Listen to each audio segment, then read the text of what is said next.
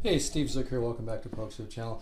I actually just did this recording, but you know what? I didn't have the amp in quite the right place, so I'm going to do it over. But what I'm talking about today, I'm sharing the Roland Street amp, which I think is an incredible amp, an underrated, undervalued amp. I love the tone. And I'm talking about the way gear matches up. I'm matching it up with a classic Vibe Tele that sounds unbelievable. It's got a solid pine body. There's something really nice to solid pine. A lot of high-end stereo companies make solid pine gear, like, you know, slabs to put stereo gear on. But what I want to talk about is matchup here. I know I like to keep things simple. I know some people get a great sound with a million pedals and whatnot. In my mind, though, it kind of just, there's a lot of loss and everything, but I know there's great musicians like Eric Johnson that use lots of pedals and get a great sound. So, I mean, it's possible. Nothing's etched in stone. But this Roland Street amp, I think, is incredible. Now, just generally speaking, if you want to get a great jazz sound, get yourself an amp with at least 100 watts and two 12-inch speakers. You can get one of the newer, you know, Fender, not Fender Mustang and the new Fender stuff. To me, that doesn't get a very good clean, but like the older, like the DeVille and that kind of stuff, the two 1200 watt. Old PV stereo chorus with two 12s. It has two separate 140 watt amps. Get your, because wattage creates headroom. If you want to get a great jazz sound, generally speaking, you need at least 100 watts. More power is even more preferable. But this Roland Street is an interesting amp. I have a friend named Jim Quintero who's a great musician, great guitar player. His dad, Ruben Quintero, is one of the best guitar players in the world. He's an older gentleman now. But anyway, Jim has shared with me information because he's besides being a brilliant bass player and guitar player, he worked with Dave Witham when he plays out here in Laguna Beach. And anyway, Jim's an interesting guy, longtime friend. But he knows a lot about PAs and speakers. He's worked for speaker companies and is very knowledgeable in that field. He shared with me that the neodymium magnets are neodymium speakers have magnets from deep within the earth. So these neodymium magnets are magnets from deep within the earth. And this amp has two 6.5-inch speakers, and the two 6.5-inch speakers with the neodymium magnets really adds a certain organic quality.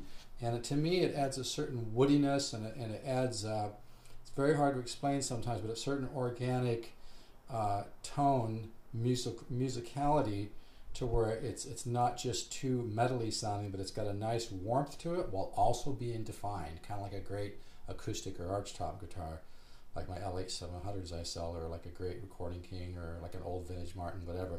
But anyway, this amp only has 5 watts, and I think it's two separate 2.5 watts, you know, amps.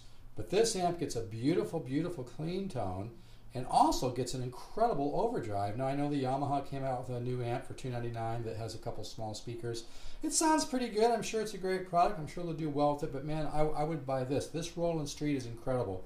My wife did a whole concert broadcast from our place here in Huntington Beach. It went all over the world using this as a PA, and it filled up the whole place. It really had a beautiful sound.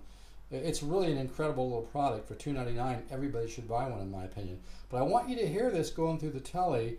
I'm just going to do a short one here because I think the matchup is incredible. You match the maple fretboard, which adds a certain beautiful tone, with the solid pine body, like the early Esquires, which, you know, is a very resonant wood. And a good classic Vibe is a hell of a guitar. But you match that up with the Roland, you know, two 6.5-inch neodymium speakers, and man, you really get a sound. So you judge for yourself. I just did this. I'm going to do it again because I'm trying to show this sound. But listen to this sound. I'm not so much, probably won't be able to do any instruction on this one, but I just want you to hear this sound because to me it really has an interesting quality to it. I really like this amp a lot. I've got about 5 or 6 guitar amps I use for different things in the studio. Let's listen to this tone. I'm not using any external effect. I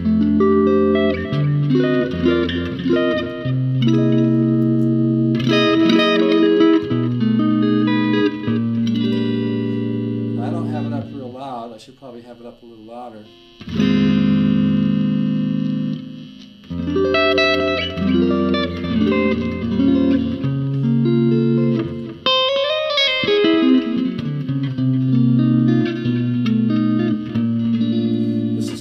Because I can't hear it because I'm kind of behind the amp. So let me try to move a little bit here.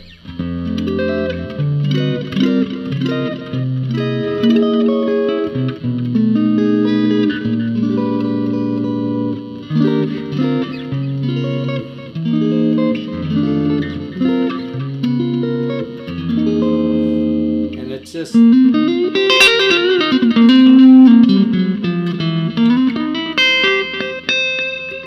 the other...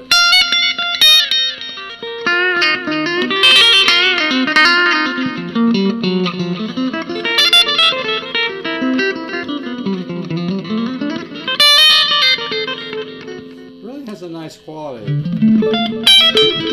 So I'm going to keep this short. But I really like that tone. To me, it just has a beautiful, beautiful voice. Ted Green used to do a lot of jazz with the Tele, you know.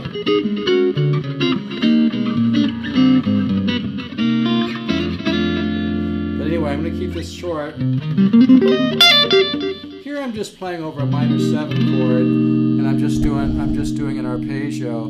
I'm just doing a minor 7 arpeggio up to the poly chord. The poly chord for G minor 7, I'm sorry, for B minor 7 is D major 7. So I come up, then the minor 7 arpeggio, and then I come down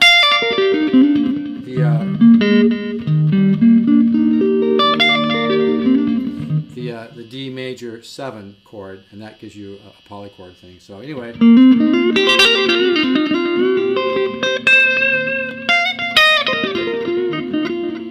here's both.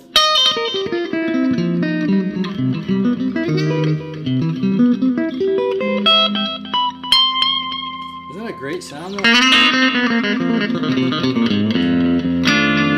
But you can hear how it just really, really has a tone. And I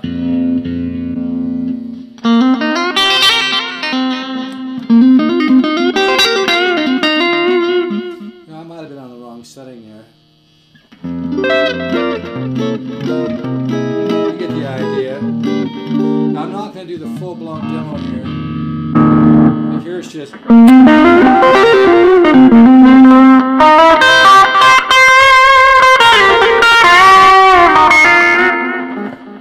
I'll go through all the other settings. Some of the...